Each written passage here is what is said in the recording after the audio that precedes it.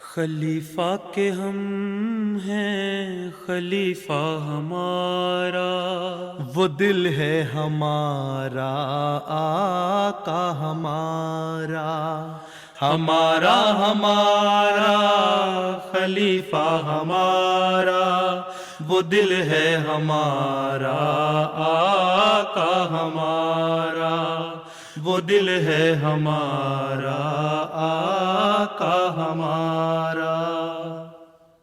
Assalamu alaikum and welcome back to This Week with Huzur. We are honored to present highlights from two mulaqats, one with a delegation of Lajna from Germany and the other with the National Amla and Student Lajna from Norway. We begin with Saturday's mulaqat, where Hadrat Khalifatul Masih Ayyadullah Ta'ala bin Nasr al-Aziz graciously met with members of Lajna Imaila from Germany.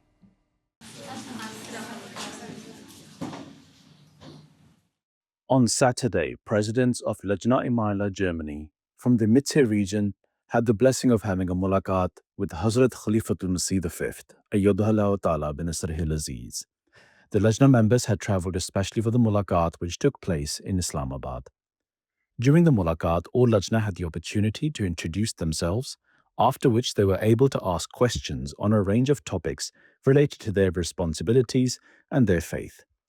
پہلے حضور ہماری رہنمائی فرمائیں کہ ہم دوران سال اپنی ذمہ داری کیسے آسان رنگ میں ادا کر سکتے ہیں۔ ادا کریں، آپ کے پاس لائحہ عمل ہے نا لجنا کا، جی، دستور اساسی بھی ہے، اس میں لکھا ہوا ہے کیا ذمہ داریاں ہیں، لائحہ عمل بھی ہے، اس نے کہنا ہے کیا کچھ کرنا ہے۔ پہلی بات تو یہ ہے خود اپنی اصلاح کریں، ٹھیک ہے، سب سے بڑی بات یہ ہے اپنا اللہ تعالی تعلق پیدا کریں، اپنی نمازوں اور عبادتوں کا معیار اونچا کریں، اپنے علم کا معیار اونچا کریں، قرآن شریف پڑھنے کا، جماعتی لٹریچر پڑھنے کا، پھر اس پر عمل کرنا۔ پڑھنا صرف پڑھنے کے لیے نہ ہو بلکہ عمل کرنے کے لیے ہو۔ پھر لجنا کے ممبرات جو ہیں ان سے پیار کا سلوک کرتے ہوئے ان کو سمجھائیں کہ یہ ہماری ذمہ داریاں ہیں، یہ ہم نے کام کرنے ہیں۔ اگر کوئی بے پردہ ہے اس کو پیار سے پردے کی اہمیت سمجھائیں، جو ویسے کمزوری ہے نظام جماعت سے تعلق میں ان کو پیار سے سمجھائیں، آہستہ آہستہ ان کو قریب لائیں۔ تو پیار اور محبت سے سارے کام کریں اور ہر ایک جو عہدیدار ہے وہ ایکٹیو ہو، صدرات جو ہیں ان کی عملہ کے ممبر ہر ایک ایکٹیو ہو، صرف عہدہ لے کے اس بات کو خوش نہ ہو جائیں بلکہ اس کو فضل الہی سمجھیں اور شکرانے کے طور پر زیادہ بڑھ کے کام کریں۔ A Lajna member also asked Hazrat Amirul Mu'mineen about how they should ensure that Lajna and Nasrat are able to protect themselves from harmful use of artificial intelligence. یہ کوئی نئی بات تو نہیں، میں تو بڑے عرصے سے کہہ رہا ہوں اے آئی کا جو استعمال ہے یہ غلط ہو رہا ہے، اس کو صحیح استعمال ہم نے کس طرح کرنا ہے۔ تو اس کے لیے آپ اپنے اویئرنیس دیں لجنات کی ممبرات کو اور ان کو بتائیں کہ یہ اس کے نقصانات ہیں، اور ہر ایک جو ناصرات کی ممبر جو ہے جو 11 سال سے 15 سال تک کی ہے اس کو بتائیں کہ کیا نقصان ہے، کیا فائدے ہیں اس کے، اور اس سے ہمیں کتنا بچنا چاہیے۔ اور آج کل بہت سارے جو ٹیکنیکل فیلڈ میں ہیں ان کے کوٹ نکالیں، وہ پڑھی لکھی لڑکیوں کو دیں تو ان کو بتائیں کہ یہ دیکھو یہ آرٹیفیشیل انٹیلیجنس میں جو لوگ بزنس میں ہیں ان کے یہ کوٹس ہیں، وہ یہ کہتے ہیں کہ اس سے بچنا چاہیے، کیا نقصانات ہیں۔ یہ گورنمنٹ کے منسٹرز کوٹس ہیں، یہ دنیا کے مختلف لوگوں کے۔ تو ریسرچ کریں تھوڑی سی، میں مختلف وقتوں میں بتاتا بھی رہا ہوں، اور اس کی اویئرنیس جب ہو جائے گی باقاعدہ ہر مہینے ان کو بتاتے رہیں لغویات سے کس طرح بچنا ہے۔ صدرات جو ہیں لجنہ کی ہر ممبر کو، ناصرات کی ہر ممبر کو میسیج بھیجیں، قرآن حدیث، مسیح علیہ السلام کے اقتباسات، خلفاء کے اقتباسات سے تھوڑے تھوڑے 4 5 لائنوں کے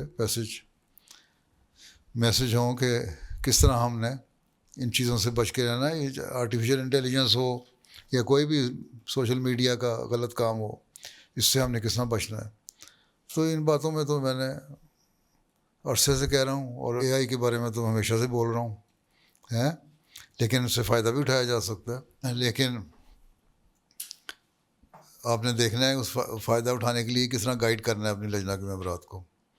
ان کے لیے باقاعدہ جو اس ٹیکنیکل فیلڈ میں ہو نا اسے مدد لیں، اور مہینے میں 1 یا 2 مہینے بعد ایک کلاس لے کے ان کو بتایا کریں کہ کیا کیا اس کے نقصان ہیں، کیا فائدے ہیں۔ ان 2 مہینوں میں دنیا نے کیا اس سے فائدہ اٹھایا, کیا نقصان اٹھایا, تو یہ ساری چیزیں دیکھنی چاہیے. ٹھیک ہے. جی میرا سوال یہ ہے کہ جب اصلاحی کمیٹی کی میٹنگ ہوتی ہے تو سیکرٹری صاحب تربیت کہتے ہیں کہ مساجد میں نمازوں کی حاضری بہت کم ہے, صدر صاحب آپ ہماری مدد کریں, لیکن جب لجنہ اپنے حامدوں کو توجہ دلاتی ہیں تو وہ یہ کہتے ہیں یہ تمہارا کام نہیں ہے. پیارے آقا اس سلسلے میں ہماری رہنمائی فرمائیں. جرمنی کے لجنہ کے خطاب میں بھی, یو کے لجنہ کے خطاب میں بھی, لجنہ کا اجتماع کے خطاب میں بھی کیا کہا میں نے, یہی بتائیے نا کہ عورتوں کو کام میں خامدوں کو بھی ٹریننگ کریں, حوالے نکال کے دکھا دیں.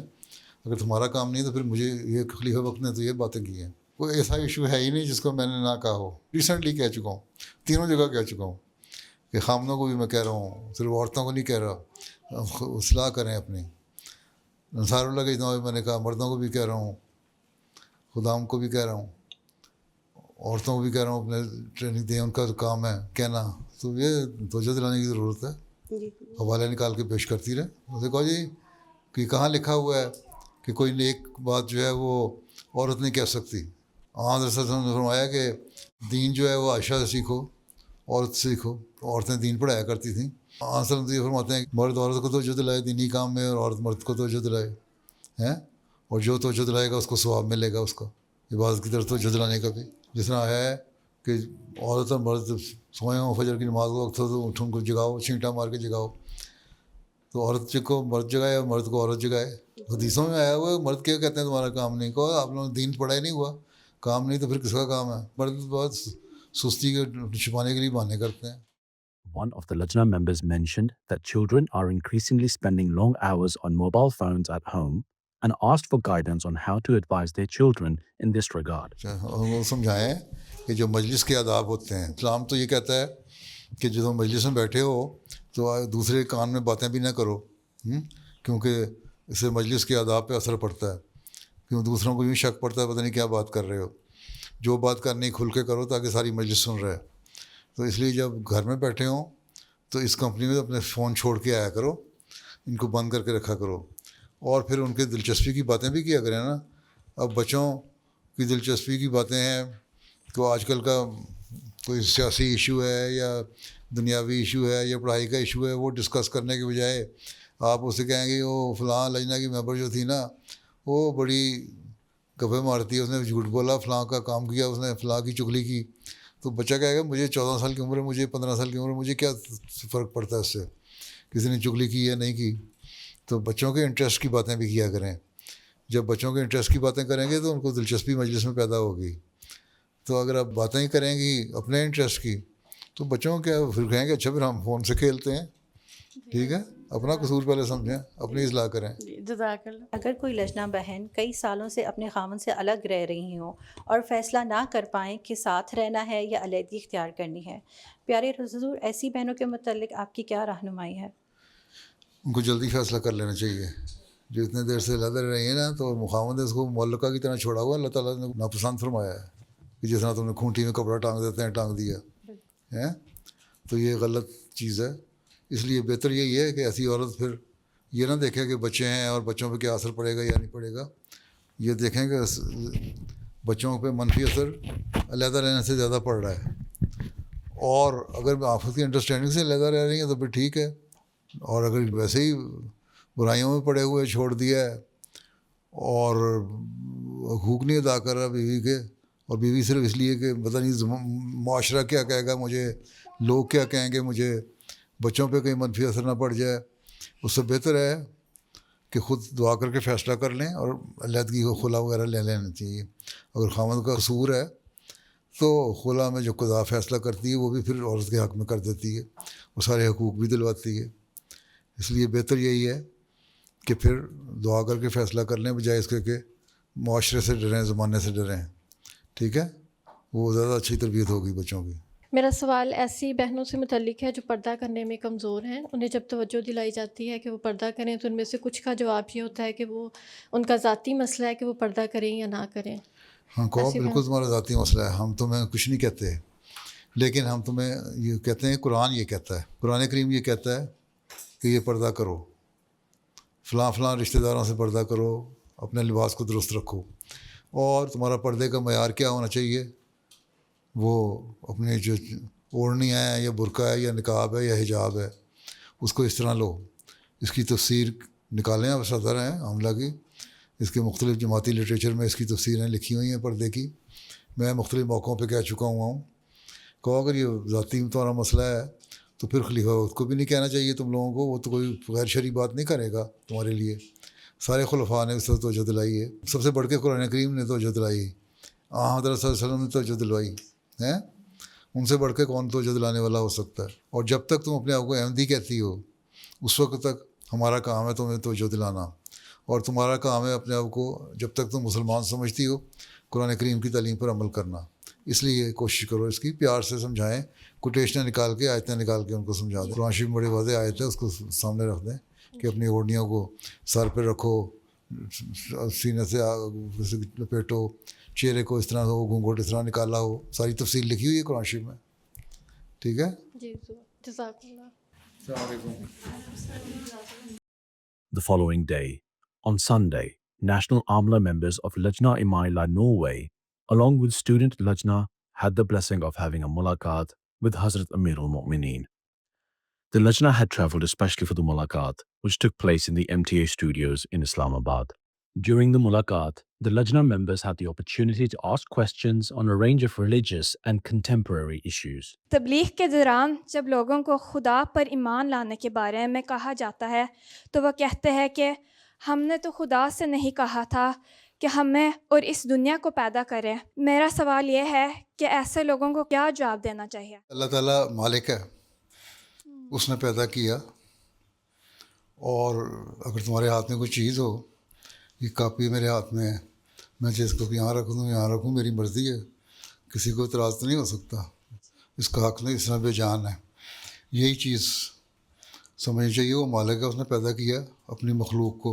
مختلف دنیا میں چیزیں پیدا کیں، جانور پیدا کیے، شیر پیدا کیے، گائے پیدا کی، ہاتھی پیدا کیے، ڈیر پیدا کیے، اور بے شمار چیزیں پیدا کیں. درخت بنائے، پہاڑ بنائے. اور اللہ تعالیٰ نے فرمایا قرآن شریف میں کہ سارے میری حمد کرتے ہیں، میری تعریف کرتے ہیں. ان کو پتہ ہے کس طرح انہوں نے اللہ تعالیٰ کا شکر ادا کرنا ہے. اس لیے تم بھی کرو. اور یہ پوری کائنات ہے اتنی بڑی، ٹھیک ہے، پورا یونیورس ہے نا.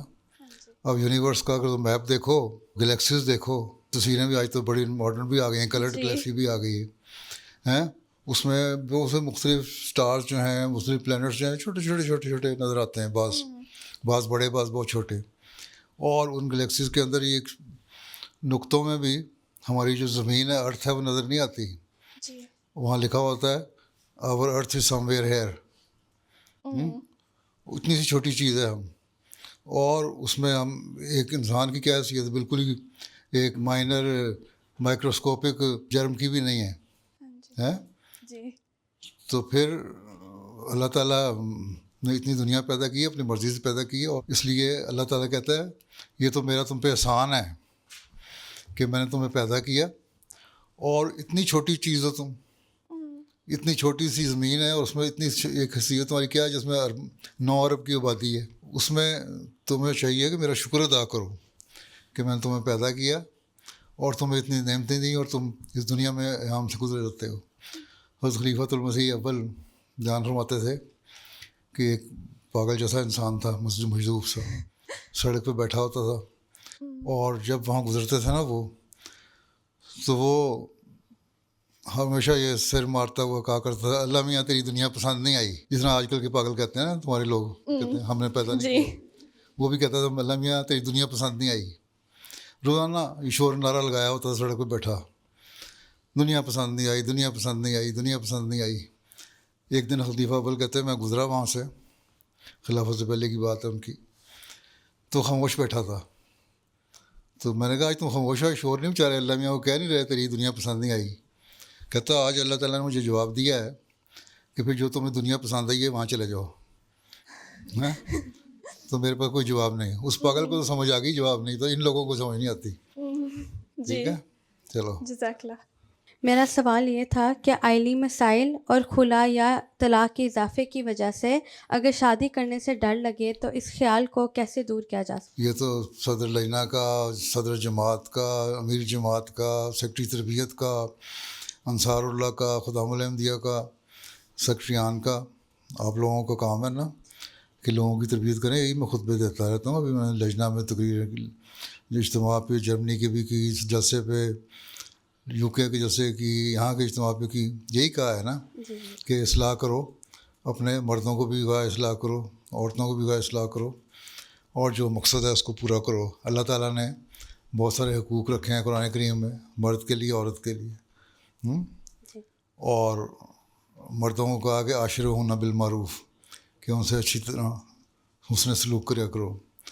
آن وسلم نے اپنی مثالیں قائم کیں حسن سلوک کی کہ کس طرح خیال رکھا کرتے تھے.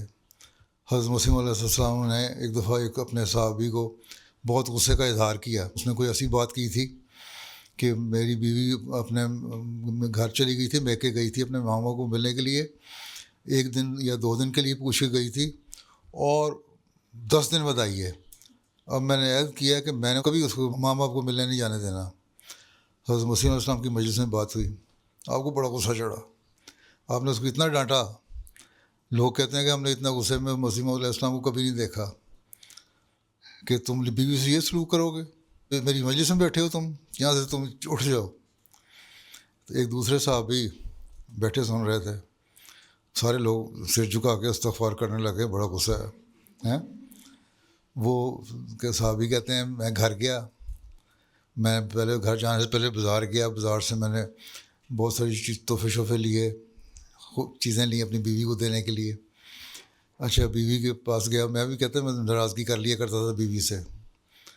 بیوی کے پاس گیا, اس کو میں نے تحفے دیے اور بڑا نرمی سے پیار سے بات کی. تو میرا منہ دیکھ کر رہیں گی تیج تمہیں کیا ہو گیا آج ہیں, آج بڑے نرم ہو گئے ہو, خیر ہے. کہتا ہے بس آج جو میرا حال ہوا ہے نا مسیح موت کی مجلس میں, جو میں ڈانٹیں سن کے آیا ہوں, اس کے بعد میری توبہ میں تمہارے سختی سے بات کروں.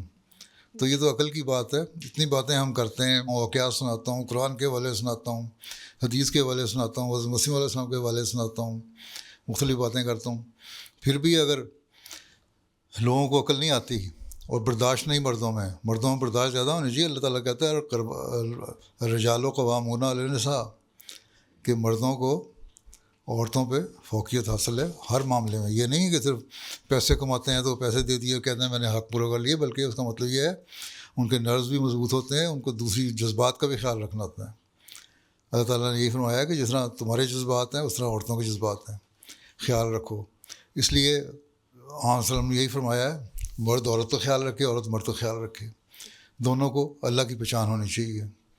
اسی لیے رشتوں کے بارے میں آن وسلم نے فرمایا کہ جب تمہارا رشتہ کرو تو یہ دیکھا کرو, 4 چیزیں دیکھنے والی ہوتی ہیں عام طور پہ. کوئی دیکھتا ہے کہ جو میں جہاں رشتہ کر رہا ہوں اس خاندان میں دولت ہے کہ نہیں, امیر لوگ ہیں کہ نہیں, یا فیملی اچھی ہے کہ نہیں, یا خوبصورت ہے کہ نہیں عورت. لیکن ایک چیز جو تمہیں دیکھنی چاہیے, یہ چیزیں دیکھنے کے باوجود نہیں ہیں, یہ چیز دیکھا کرو کہ اس میں دین ہے کہ نہیں. اگر دین ہے عورت میں تو اس سے رشتہ کرو. اگر یہ سوچ پیدا ہو جائے مردوں میں, پھر مرد دیندار عورت کو تلاش کریں گے تو خود بھی دیندار ہوں گے. جب دیندار ہوں گے خود تو تبھی دیندار عورت تلاش کریں گے. یہ تو نہیں کہ مرد بدماش ہو اور وہ کہہ دے عورت میری بڑی نیک ہونی چاہیے, نہیں ہو, یہ نہیں ہو سکتا. جب ایسی باتیں ہوں گی تو پھر طلاقیں نہیں ہوں گی, سوچ بدل جائے گی. اسی طرح عورت جب دیکھے گی کہ میں نے رشتہ کرنا ہے دیندار سے کرنا ہے, بجائے اس کے کہ میں یہ دیکھوں کہ اس کے پاس فلاں ماڈل کی کار ہے کہ نہیں, اپنا گھر ہے کہ نہیں. ماں باپ پہلے شرط لگا دیتے ہیں, اچھا ہماری بیٹی تمہارے گھر جا رہی ہے, بتاؤ تمہارا گھر علیحدہ رہے گا سسرال کے ساتھ رہو گے ہیں. اب 6 مہینے سال 2 سال بھی اگر اس کے اتنے حالات نہیں ہیں کہ وہ علیحدہ گھر لے سکے, کرائے پہ بھی لے سکے, تو وہ کہیں گے کہ تم سسرال کے ساتھ رہنا, ہماری بیٹی سسرال میں نہیں رہ سکتی. کچھ دیر تو برداشت کرنا پڑتا ہے نا.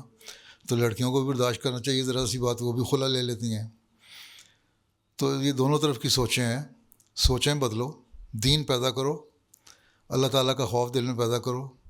اپنے آپ کو یہ سمجھو کہ ہم نے اس زمانے میں جب زمانے کے امام کو مانا ہے تو ہم نے اپنے اندر ایک تبدیلی روحانی پیدا کرنی, صرف دنیا نہیں کمانی.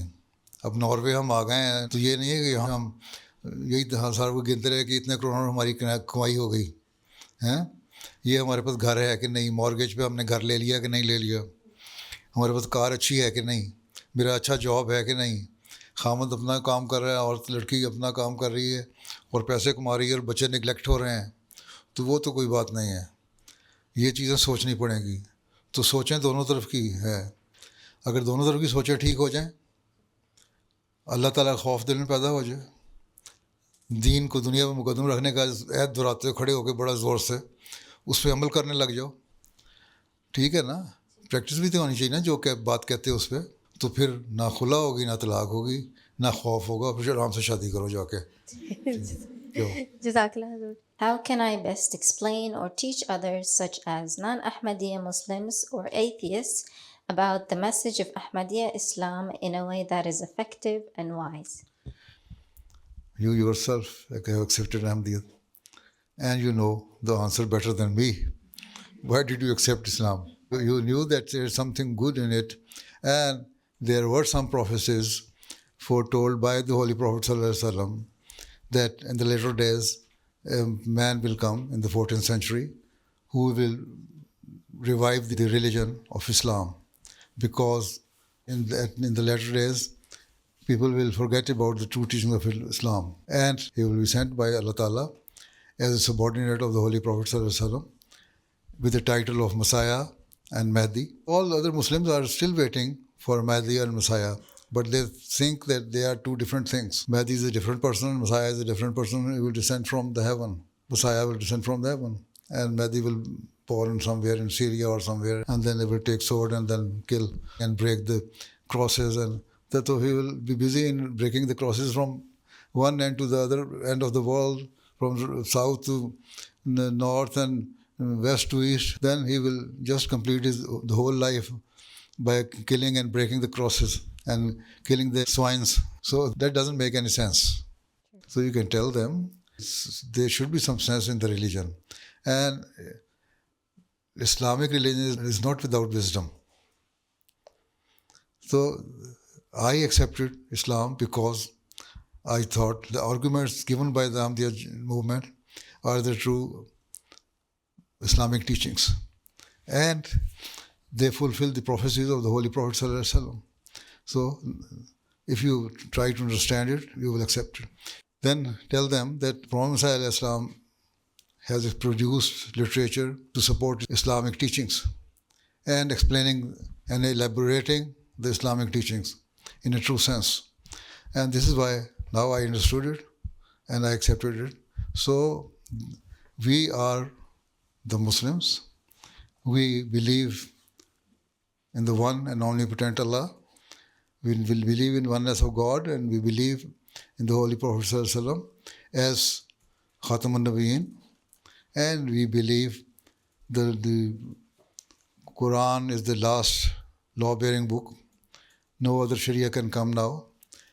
But according to the prophecies of the Holy Prophet ﷺ, the Messiah has come, and he claimed as a servant and subordinate of the Holy Prophet ﷺ, and just to revive the true teaching of Islam. So if you explain in this way, they will understand. Those who have pious nature, they will accept it like you. If they do not, then that is up to them. Our message is to spread the message of Islam. This is the Holy Quran says. This is Allah Ta'ala says. Even to the Holy Prophet ﷺ, your task is just to spread the message of Islam. Baligh. Right? And now, who will be guided? That is in the hands of Allah Ta'ala. Right? اسلام میں حلال اور طیب کی کیا حکمت ہے؟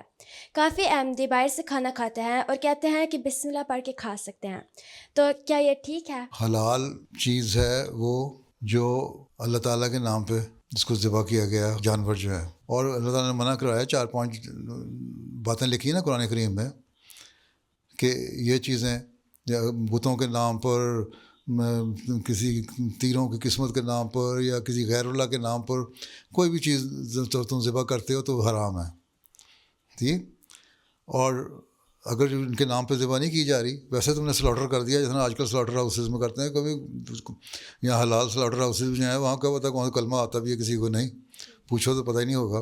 اگر لا الہ کہہ بھی دیں گے مطلب کوئی نہیں آتا, سوائے عربوں کے, عراقیوں کے جن کے بچر شاپ ہیں وہ کرتے ہیں, سلاٹر ہاؤسز ہیں جن کے. تو حلال چیز وہ ہے جو اللہ تعالیٰ کے نام پہ ہو, اور جو ویسی کسی غیر کے نام پہ نہیں ہوئی لیکن اس کو اسلامی طریقے سے سلاٹر کیا گیا, بلیڈ کیا گیا, یا ہاف سٹن کر کے بعض بلیڈ کر دیتے ہیں اور خون بلیڈ ہو جاتا ہے, وہ حلال ہو جاتا ہے. اس کو بسم اللہ پڑھو اور کھا لو. اس لیے قرآن شریف میں شکار کے بارے میں بھی اسی طرح آیا ہے. آنسر نے فرمایا کہ شکاری جانور جو ہیں بعض دفعہ تم ٹرین کرتے ہو, وہ پکڑ لیتے ہیں, اگر ان کو وہ کھائیں نا اور اٹھا کے لیں. بعض کتے ہنٹنگ کے لیے استعمال ہوتے ہیں, یا ریٹریور ہوتے ہیں جو چھپے ہوئے جانور اٹھا کے جو مارتے ہو تم گن سے, اس کو اٹھا کے لے آتے ہیں. تو وہ ان کو اگر وہ مر بھی جائے لیکن اس میں دانت نہ لگا ہو جانور کا, تم اس کو ذبح کر کے کھا سکتے ہو, وہ حلال ہو جاتا ہے. تو حلال چیز وہ ہے جو کسی غیر اللہ کے نام پہ ذبح نہ ہو, تم اس کو بسم اللہ پڑھ کے کھا لیتے ہو.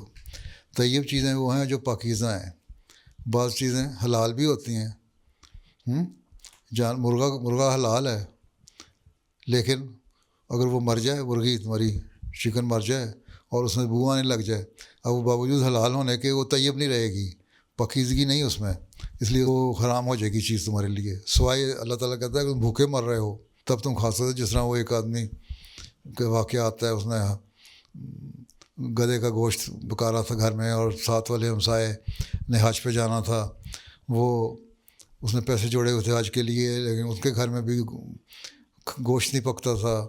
پھر وہ ہمسائے کے گھر سے گوشت پکنے کی خوشبو آئی, اس نے بچے کو بھیجا اپنے کہ تم جا کے اس سے کہو ہمیں بھی تھوڑا سا گوشت دے دو, ہم نے کئی دفتروں سے نہیں کھایا. تو وہ کہتا ہے یہ میرے لیے حلال ہے, تمہارے لیے نہیں ہیں, اور نہ طیب ہے تمہارے لیے نہ حلال. میرے لیے بھی طیب تو نہیں ہے لیکن حلال اس لیے ہو گیا کہ میں بھوکا مر رہا ہوں. وہ پھر اس نے باپ کو آگے کہا اپنے لڑکے نے کہ وہ کہتا ہے ہمارے لیے حلال نہیں ہے یہ.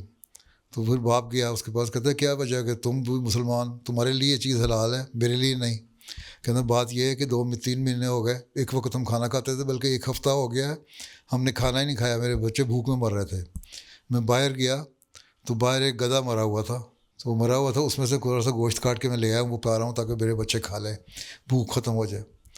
اس کو بڑا صدمہ پہنچا اس سے. اس نے اپنے حج کے لیے جو پیسے جوڑے ہوئے تھے وہ سارے اس کو دے دیے کہ تم یہ گوشت پھینکو گندا, یہ طیب نہیں ہے, اس کو پھینک دو, نہ یہ حلال ہے نہ طیب ہے, اس کو پھینکو اور جا کے بازار سے پاکیزہ چیزیں اچھی خوراک لے کے کھاؤ جو طیب غذا ہے, اور اس کو تم اپنے بچوں کو بھی کھلاؤ. اور اس نے سارے حج کے پیسے اس کو دے دیے. اور پھر ایک بزرگ کو اللہ تعالیٰ نے بتایا کہ اس دفعہ صرف اس شخص کا حج قبول کیا جو حج پہ نہیں گیا تھا, اس نے غریب کی خدمت کی تھی. اللہ نے صرف اس کا حج قبول کیا, باقیوں کا نہیں کیا. تو یہ فرق ہوتا ہے. اس لیے ایک حلال اور طیب میں فرق پتہ لگ گیا نا, ایک پاکیزہ چیز اور حلال چیز. ٹھیک. حضور, نارویجن سوسائٹی میں اور دوسرے مذہبی گروپس ہوتے ہوئے بحیثیت ایک احمدی لجنہ ہم کس طرح اپنی شناخت کو برقرار رکھتے ہوئے اس سوسائٹی میں اسلامی تعلیمات کے مطابق رول ماڈلز بن سکتی ہیں؟ آپ نے کوئی پلان بنایا ہے؟ جی حضور, کوشش تو کر رہے ہیں. کیا بنایا؟ جی حضور, ہماری کوشش یہ ہوتی ہے کہ ہم دوسرے مذاہب کی ٹیچنگز اور اپنی ٹیچنگز کو ساتھ ساتھ لے کے چلیں اور بتائیں کہ ہمارے مذہب کی ٹیچنگز جو ہیں وہ کیوں بہتر ہیں. اور یہ مقابلہ کرنے کی ضرورت نہیں, اس سے جیلسی پیدا ہوتی ہے. یہ طریقہ نہیں ہے. آپ سیمینار کریں اور اس میں بتائیں کہ اسلامک ٹیچنگ اس بارے میں کیا ہے, عورتوں کے ویمنس رائٹس کے بارے میں اسلام کیا کہتا ہے, اور انٹرسٹ ریٹ کے بارے میں, اکنامک پرابلمس کے بارے میں اسلام کیا کہتا ہے, شادی کے بارے میں اسلام کیا کہتا ہے, کیا حقوق ہیں مردوں کے کیا عورتوں کے. ٹھیک ہے. اور مختلف حقوق جو ہیں 2-3 سال جلسوں میں تقریباً میں کرتا رہا, آنسرم کے حوالے سے 25-30 حقوق بتائے ہیں. وہ حقوق یہ اسلام یہی کہتا ہے, مختلف ٹاپکس لے کے, اور پھر جو کنٹمپریری ایشوز ہیں ان کے اوپر ٹاپکس پہ اب سیمینار کریں اور کہیں اسلام اس کی یہ تعلیم دیتا ہے, قرآن اس کے بارے میں یہ کہتا ہے, سائنس کے بارے میں یہ کہتا ہے, ماڈرن ٹیکنالوجی کے بارے میں یہ کہتا ہے, اور باقی جو سائنس کی دوسری سبجیکٹس ہیں ان کے بارے میں یہ کہتا ہے. ڈاکٹر اسلام تو کہا کرتے تھے کہ 700 حکم ہے قرآن شریف میں. تو یہ بتائیں جس طرح ایک جلسہ ہوا تھا مذہب کا، ہر مذہب نے اپنی اپنی خوبیاں بیان کرتی تھیں. سیمینر کریں دوسرے مذہب اپنی خوبیاں بیان کریں، عیسائی اپنی خوبیاں بیان کریں، ہندو اپنی خوبیاں بیان کریں. آپ کہیں اسلام یہ کہتا ہے، تو لوگ خود ہی جج کر لیں گے کہ کیا بہتر ہے. اب اسلامی اصول کی فلاسفی جو ہے وہ اسی کا نتیجہ تھا نا. حضرت مسیح علیہ السلام نے اسلام کی خوبیاں بیان کی ہیں اس میں، ٹھیک ہے، کہ اسلام کیا کہتا ہے، اسلام اس بارے میں کیا کہتا ہے، اس بارے میں کیا کہتا ہے، اس بارے میں کیا کہتا ہے. اور ہندوؤں نے اپنا مذہب بیان کیا اور دوسرے عیسائیوں نے اپنا. اور سب سے زیادہ جو پسند کیا گیا وہ مسیح موعود علیہ السلام کو مضمون پسند کیا گیا، کتابی شکل میں آ گیا، وہ آپ دیتے بھی ہیں لوگوں کو. تو صرف یہ نہ کہنا کہ ہمارا مذہب بہتر ہے، یہ تو اگلے آپ کو چڑھانے والی بات ہے نا. اب یہ کہیں اسلام کی یہ خوبیاں ہیں، باقی تمہاری مرضی، مانو کہ نہ مانو. یہی تبلیغ کا ذریعہ ہے. اور خود پھر رول ماڈل بنے. لوگوں کو کہنا کہ اسلام کہتا ہے کہ پردہ کرو اور خود بازار میں پھر رہے ہوں گلے میں دوپٹہ بھی نہ ہو. ہیں مجھے پتہ ہے یہاں آگے بعض عورتیں بہت پرانے زمانے کے برقعے پہن کے آتی ہیں، نقاب میں بڑی خوبصورت لگتی ہیں. ایک عورت سے میں نے پوچھا کہ تم نے بڑا اچھا برقعہ لیا ہے، یہ تم نے سلوایا نیا، کہ یہ کیا نقاب؟ ابھی تک تو یہ تو پاکستان میں بھی اب آہستہ آہستہ کچھ چھوڑ رہے ہیں نقاب کو، اتنا اچھا نقاب ہے تمہارا. کہتی میں نے یہ سنبھال کے رکھا جب میں آئی تھی، جب آپ کو ملنے آؤں یہ مسجد سے جاؤں تو میں پہن لیتی ہوں. کم از کم سچ تو بولا نا اس نے. ہیں تو سچائی ہمارا ایک خاص کریکٹر ہونا چاہیے، اور ایمانداری، محنت، جو ہم کہتے ہیں اس پہ عمل کرنا. قرآن شریف کہتا ہے وہ باتیں نہ کہو جو تم کرتے نہیں ہو. تو جب ہم کرتے نہیں جو بات، اس کو تو اللہ تعالیٰ نے منع کر دیا، نہ کہو، کیونکہ تمہیں اس کا ثواب نہیں، گناہ ہی ہے. ٹھیک ہے. تو آپ کے رول ماڈل جب بچوں کے سامنے اپنے نمونے پیش کریں گی تو اگلی نسل بھی ٹھیک ہو جائے گی. ٹھیک ہے. تو یہی چیز اصل ہے کہ شناخت اپنے بیان کرنی ہے، تو پھر شناخت کے لیے بڑا ایک جہاد کرنا پڑتا ہے. ٹھیک ہے. آپ نے M S C, P H D, B S C, فلاں اسکول کی، ہائر سیکنڈری اسکول کی جو سرٹیفکیٹ لینے ہیں، ڈگریاں لینی ہیں، اس کے لیے محنت کرتے ہیں. ابھی دن میں نے پچھلے دنوں میں بھی کہا تھا ایک تقریر میں، خدام میں یا لجنہ میں، کہ اور کاموں کے لیے تو ہم محنت کرتے ہیں اور اس کے لیے ہم کہتے ہیں کہ تم نہ کرو. اور جو میری تقریریں ہوتی ہیں ان میں سے پوائنٹس نکال کے وہ بھی لجنہ کو چھوٹے چھوٹے پیسج دے کے نا بھیجا کریں. ہر ہفتے نا ایک پوائنٹ لے کے دے دیا، سرکولر کر دیا، اگلے ہفتے پھر ایک اور دے دیا، اگلے ہفتے اور دے دیا. تو 30-40 دنوں میں یا 30-40 ہفتے، ایک سال میں آپ پورا تقریر کو سرکولیٹ کر دیتے ہیں. ٹھیک ہے. اس سے فائدہ بھی ہوتا ہے. ٹھیک ہے. One of the attendees mentioned that some Lajna members do not dedicate time for the Jamaat because of their work or studies. The questioner asked, how should such Lajna members be guided? دین کو دنیا میں مقدم رکھنے کا عہد کیا ہے نا. تربیت بچپن سے ماں باپ کو کام ہے نا کرنا. ماں باپ اگر بچپن سے تربیت کر رہے ہیں، ناصرات یا اطفال جب چھوٹی عمر کے ہوتے ہیں 12, 13, 14 سال تک بڑے ایکٹیو ہوتے ہیں، ناصرات آپ کی ایکٹیو ہوتی ہے. لیکن جب خدام احمدیہ میں جاتے ہیں، لجنہ میں جاتے ہیں 15 سال کے بعد، تو کہتے ہیں ہم آزاد ہو گئے. پھر جب 18 سال کے ہو جاتے ہیں تو اور آزاد ہو جاتے ہیں. تو جہاں تک پڑھائی کا سوال ہے تو یہ تو مارجن ان کو دینا چاہیے. جو پڑھنے والی لڑکیاں ہیں ان کو کہیں کہ ٹھیک ہے تم پڑھائی کر لو، لیکن تمہارے ویکینڈ خالی ہوتے ہیں یا اور تمہارے چھٹی کے دن ہوتے ہیں، 365 ڈیز ہوتے ہیں نا سال میں، اس میں سے مشکل سے 160 دن آپ اسکولوں اور کالجوں میں جاتے ہیں. باقی چھٹیاں ہوتی ہیں، گن کے دیکھ لیں اب شک. اب باقی جو 200 دن ہوتے ہیں ان میں ان سے کہیں تم وقت دو. ٹھیک ہے. تم نے اپنی سیر کے لیے وقت رکھنا ہے، اپنے فیملی کے ساتھ جانا ہے، انجوائے کرنا ہے، تو ٹھیک ہے کرو. لیکن اس کے باوجود سال میں 30, 40, 50 دن تو دو نا دین کو. اس میں کچھ جلسے کے دن آ جائیں گے 4-5 دن، ڈیوٹیاں ہیں اور اجتماع کے دن آ جائیں گے 4-5 دن، 10-12 دن تو یہ ہو گئے. پھر آپ کی تربیتی کلاسیں ہیں ان کے دن آ جائیں گے. تو پلان بنا کے ان کو دے دیں، یہ ہمارا پلان ہے، تم اپنے آپ کو احمدی کہتے ہو اور یہ تمہارے پڑھائی کا شیڈیول ہے. ٹھیک ہے پڑھائی بھی کرو کیونکہ اس کی پریفرنس ہونی چاہیے، اور باقی وقت جو دو. پھر جو کام کرنے والی عورتیں ہیں ان کو کہیں آپ کی پہلی پریفرنس ہو، اگر سوائے اس کے کوئی بھوکا مر رہا ہے یا کسی کو ایسے پروفیشن میں ہے جس کی ضرورت ہے، جیسے ڈاکٹر ہے، نرس ہے، ٹیچر ہے، انسانیت کی خدمت کر رہے ہیں نا، یا اور کوئی ایسا پروفیشن ہو رہا ہے، سوشل سروس کر رہے ہیں، تو ٹھیک ہے وہ کرو، لیکن پھر بھی تمہیں چھٹیاں ملتی ہیں، ہفتے میں 2 دن چھٹیاں ہوتی ہیں، سال کی تم 40 ڈیز 45 ڈیز 60 ڈیز کی چھٹیاں لے سکتے ہو، جیسے کہ دنوں میں لیتے ہو، ان دنوں میں خدمت کی کوشش کرو، اور جو خدمت کرتے ہیں ان پہ اللہ کا فضل ہی ہوتا ہے، ان کو سمجھاؤ، تربیت کرو، مستقل مزاجی سے پیار سے سمجھاتے رہیں۔ جب وہ ناصرات میں داخل ہوتی ہیں یا بچے خدام میں داخل ہوتے ہیں تو وہ تو منتظموں کا کام ہے نا، پھر ان کو سنبھالیں، اور اس وقت بھی ماں باپ کا کام ہے کہ ان کو سمجھاتے رہیں، دیکھو بچے جس طرح تم پہلے تھی اسی طرح اب رہو، کیونکہ تم لوگ عہد کرتے ہو دین کو دنیا پہ مقدم رکھنے کا۔ تو پیار سے سمجھاتے رہیں، مستقل مزاجی سے سمجھاتے رہیں۔ اللہ تعالیٰ نے قرآن شریف میں یہی فرمایا کہ نصیحت کرو، نصیحت کرتے جاؤ۔